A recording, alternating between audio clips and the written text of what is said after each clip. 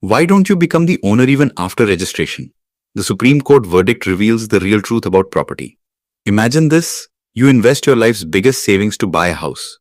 You take a bank loan, EMIs begin, the registry is done, sweets are distributed, and relatives are informed that you now have your own home. But a few months or years later, suddenly a notice arrives from the municipal corporation, the revenue department, or even a third party. It states that you are not the legal owner of the property. The shock you feel at that moment isn't just financial. It's a shock of trust. And this is where the reality of property ownership in India begins, a reality that most people understand far too late. In India, the common belief is that once a property is registered, the buyer becomes the owner. But in 2025, the Supreme Court delivered a judgment that shook this belief to its core. The court clearly stated that registration or a sale deed alone does not make a person the complete owner of a property. To prove ownership, mutation, also known as INCAL or name transfer, is just as essential along with registration. And if mutation is not done, you are not considered the owner of that property in government records. This ruling came during the hearing of the Manur Fatima Imran vs. State of Telangana case. In this case, the Supreme Court clarified that while a sale deed is an important document, it is not the final proof of ownership unless the buyer's name is entered in the revenue records. In other words, registration makes you the buyer, but mutation makes you the owner in government records. This is where the biggest confusion arises. Most people assume that a sale deed and mutation are the same thing. They believe that everything is complete with registration. But the reality is very different. Sale deed and mutation are two separate processes with entirely different purposes.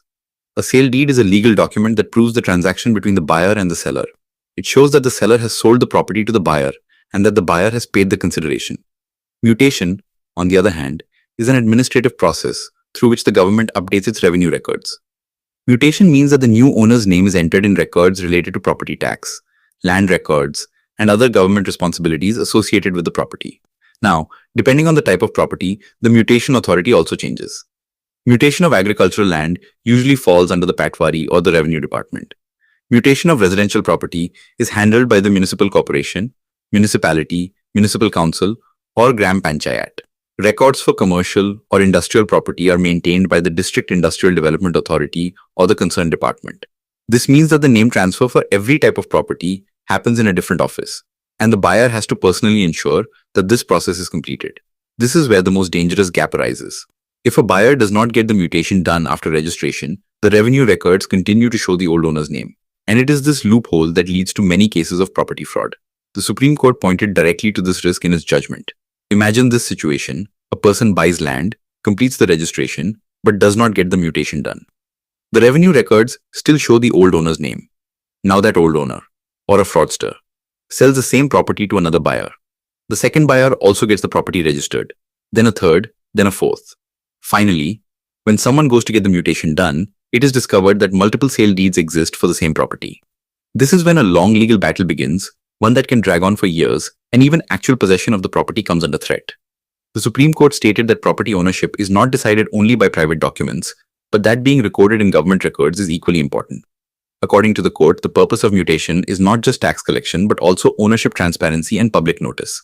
When your name appears in the revenue records, it becomes a public record that you are now the owner of that property. In this context, the court also emphasized the importance of a few other documents: the mother deed, the encumbrance certificate, and the mutation document. Together, these three indicate the legal health of a property. The mother deed can be called the birth certificate of a property. It reveals the complete history of the property: who the first owner was, how it was transferred, who sold it to whom, and whether there are any gaps or suspicious transactions in between. If the chain of the mother deed is not clear, the risk of future disputes increases. The encumbrance certificate is another critical document. It shows whether there is any loan, mortgage, legal dispute, or court case pending on the property. Many times, buyers trust only the seller's words, but later discover that the property was mortgaged to a bank or stuck in an old legal case. The encumbrance certificate significantly reduces this risk. And after all this comes the mutation document, which officially updates ownership in government records. Without mutation, you can face future problems in matters like house tax, property tax, and water tax. Many municipal bodies do not even issue tax receipts without mutation, and this later becomes a cause of legal complications. The Supreme Court also made it clear that mutation does not happen automatically. The registration office and the revenue department are separate authorities. The buyer must take the initiative to apply for mutation, attach the required documents, and follow up on the process. It is considered safest to start the mutation process within 2 to 3 months after registration. Another practical point emerging from the court's judgment is that ownership is not proven by possession alone. Many people have been living in a property for years, but if they do not have proper mutation and revenue records, their case can become weak in the event of a dispute. Indian courts have repeatedly stated that possession is important, but title documents and revenue records are even more important. This judgment will have a major impact on future buyers. From now on, merely getting the property registered will not be enough. Buyers will have to ensure that mutation is also properly completed. Developers and sellers will also face increased pressure to cooperate with buyers in completing the mutation process.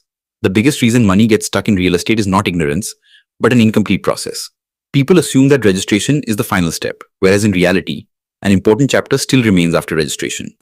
The Supreme Court's decision brings that unfinished chapter into the spotlight. At a time when property prices are touching the sky, a small legal mistake can turn into a loss of crores. This judgment is both a warning and a protection for buyers. A warning that half knowledge is dangerous, and a protection because the law wants to clearly define buyers' rights.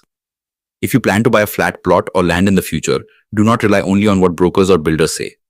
Along with registration, examine mutation, the mother deed, and the encumbrance certificate with equal seriousness. These documents may seem boring, but this boring paperwork can save you from the biggest headaches in the If our future. video has taught you something new, do not forget to like and share this video so that this information can reach others as well. Your likes and shares are a source of inspiration for us. If you have any questions or suggestions, please let us know in the comments. It will be our honor to answer your questions and listen to suggestion. And yes, if you like our content, subscribe to the channel and press the bell icon so that you stay connected with every new story. Thank you. GRT Business YouTube channel sources, news from various news agencies, opinion polls and other public sources.